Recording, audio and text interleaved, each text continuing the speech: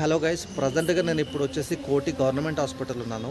మామ, నీకు లైఫ్ అంటే ఏందో తెలవాలంటే ఒక్కసారి నువ్వు ఈ హాస్పిటల్కి వచ్చి తీరాల్సిందే.